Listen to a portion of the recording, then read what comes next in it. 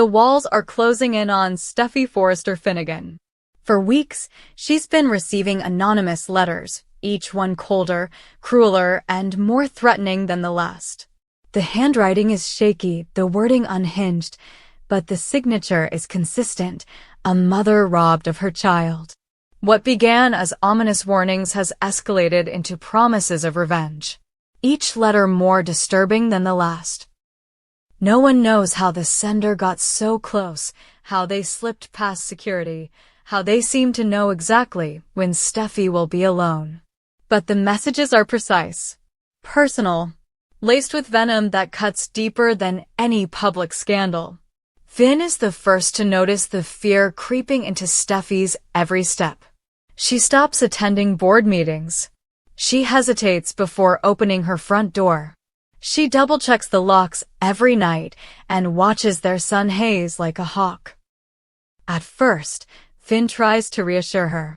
Maybe it's a disgruntled ex-employee. Maybe it's a fan stalker. But then the fifth letter arrives and something changes. This time, it doesn't just threaten Steffi, it names Hayes. It says the boy was never meant to be yours. That Steffi stole motherhood. That someone is going to take him back. Finn's protective instincts kick in instantly. He tells Steffi to let the police handle it. But privately, he begins forming his own suspicions. Luna Nozawa, the girl whose mind had been unraveling ever since being rejected by Finn. The girl who, at one point, claimed Steffi was the reason her life had fallen apart. She disappeared for weeks after being confronted. Unstable, desperate, and now, possibly, back with a vengeance. He brings his suspicions to Lee. She's hesitant. Luna is her niece, yes, and deeply troubled, but threatening a child? Sending letters like these? It doesn't feel like her. But Finn won't let it go. He starts digging into Luna's whereabouts, looking into recent activity, trying to find anything that links her to the letters. What he finds instead is far more chilling. Luna isn't acting alone. Security footage from a back entrance at the Forrester office complex, footage everyone had overlooked, shows Luna meeting with someone cloaked in black. The timestamp aligns with the second letter's delivery. When the video is enhanced, the truth becomes impossible to deny. It's Sheila Carter. The monster. The manipulator. The woman everyone thought had been pushed out of their lives for good. She's back. And she's not just lurking. She's working with Luna.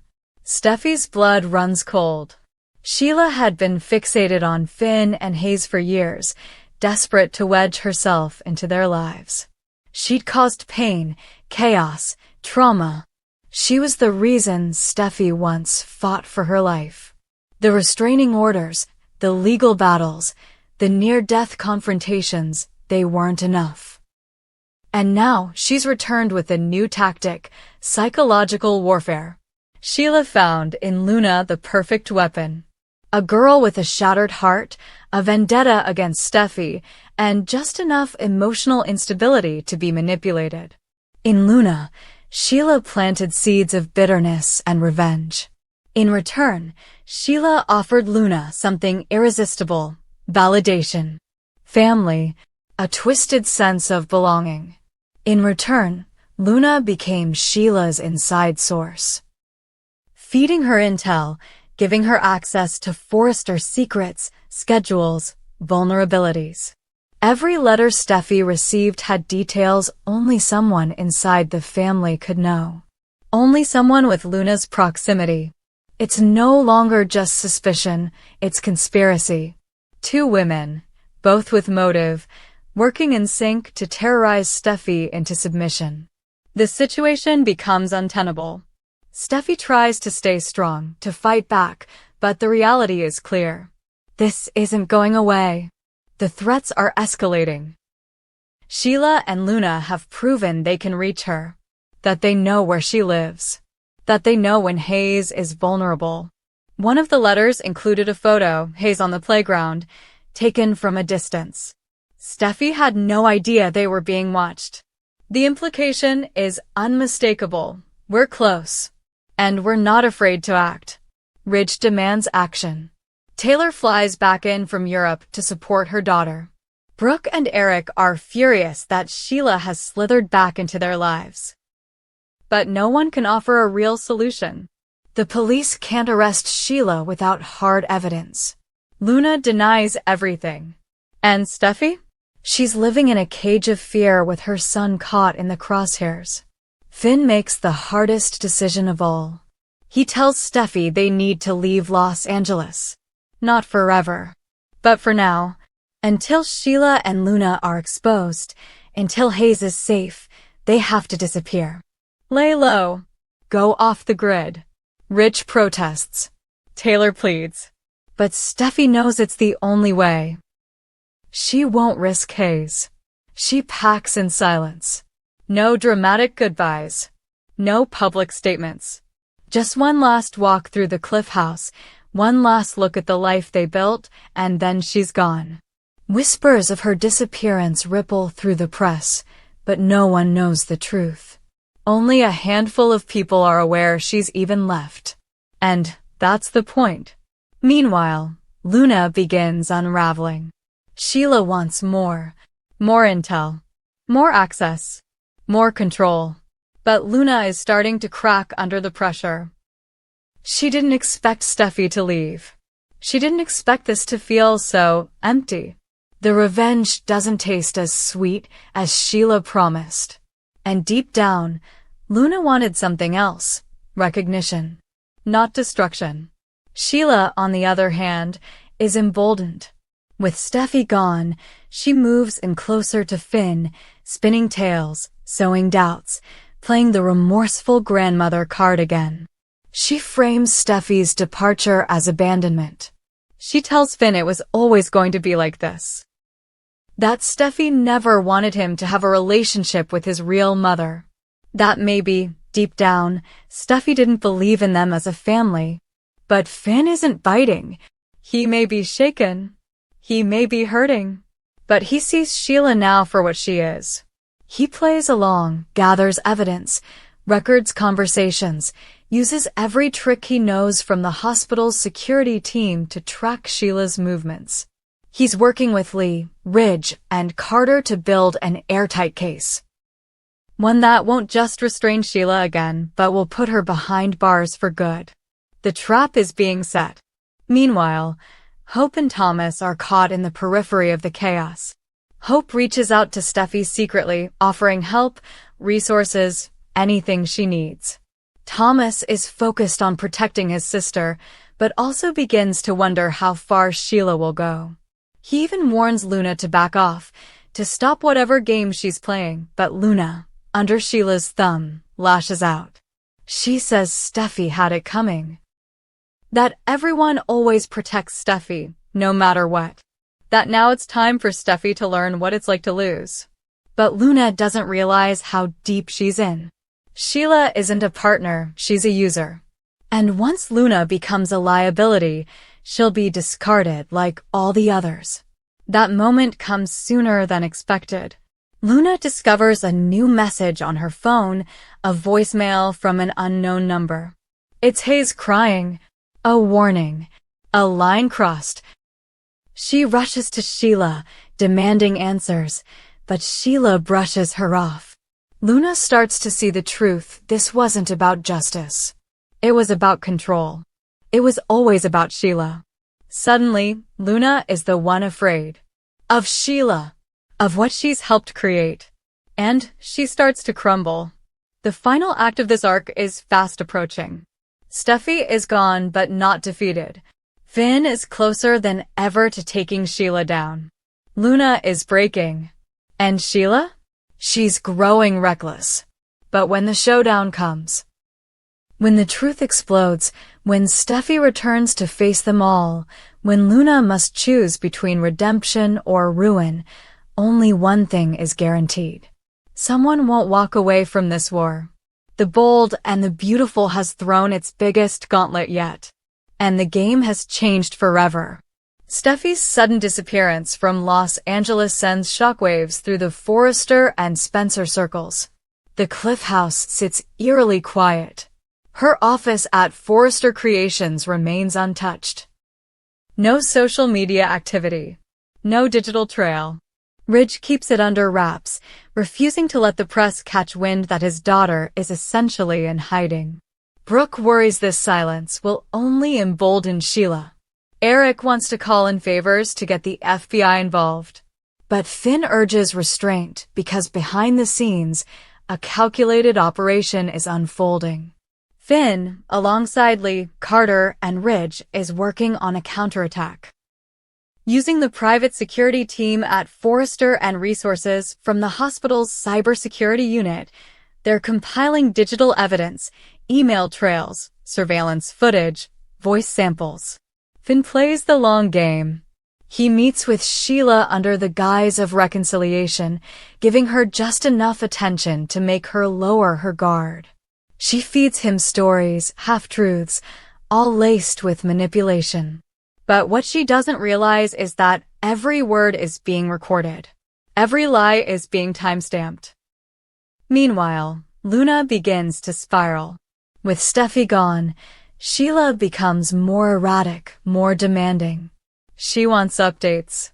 She wants access to Finn. She wants Luna to lure Hayes back into her reach. But Luna is cracking. The weight of what she's helped orchestrate is sinking in. She can't sleep. She keeps seeing Hayes' face. That voicemail, the one of Hayes crying, was real.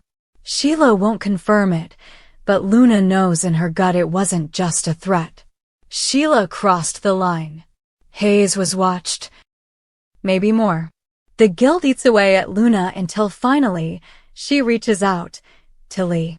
The confrontation is explosive. Lee, furious beyond words, demands answers. At first Luna tries to justify it, says Sheila manipulated her, said Steffi deserved it, that she just wanted to be acknowledged, not erase anyone. But Lee doesn't let up.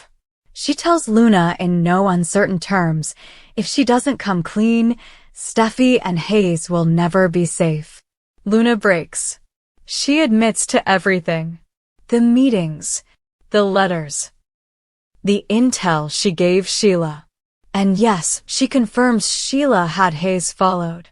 That she had someone near the school.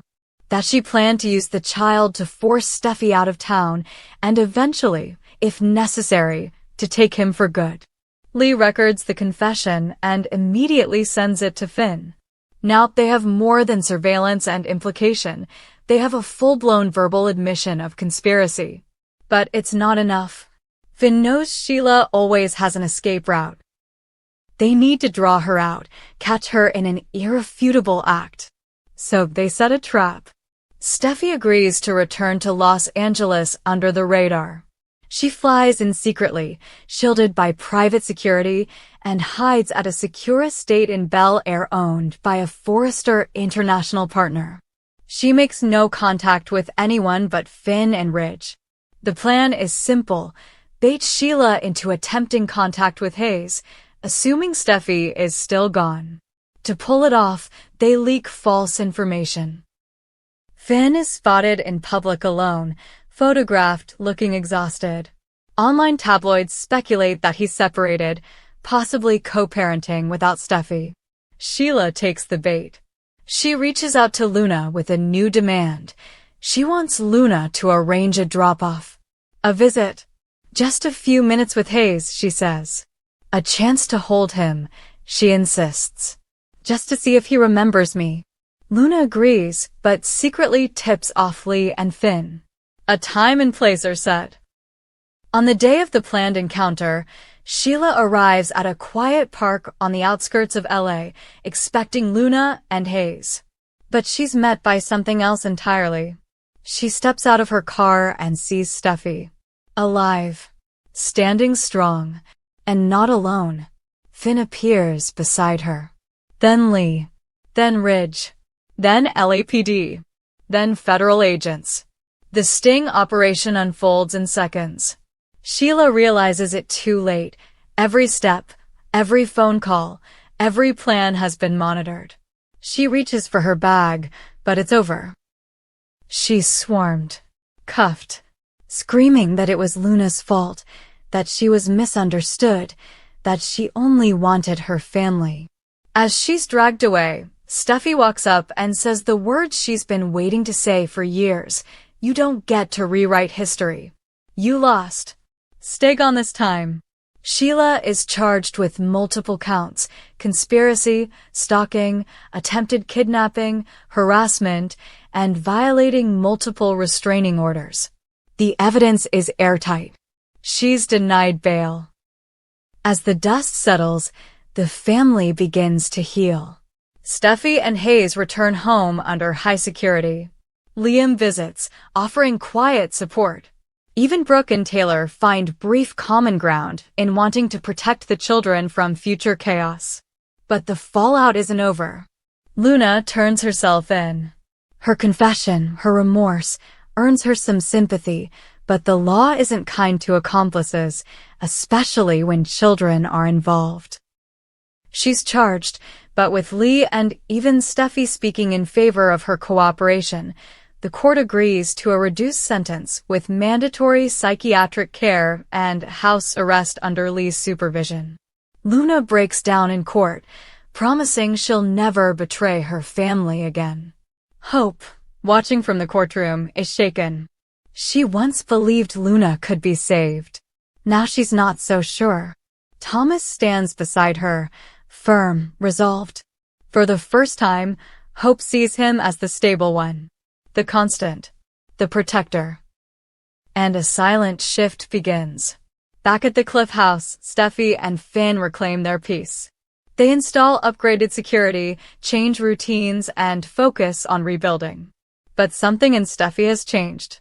She's fiercer, sharper, hardened by the trauma, but not broken.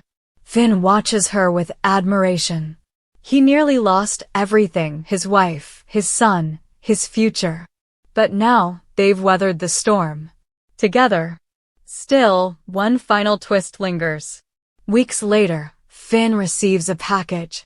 No return address. Inside, an old photograph of Sheila as a teenager holding a baby.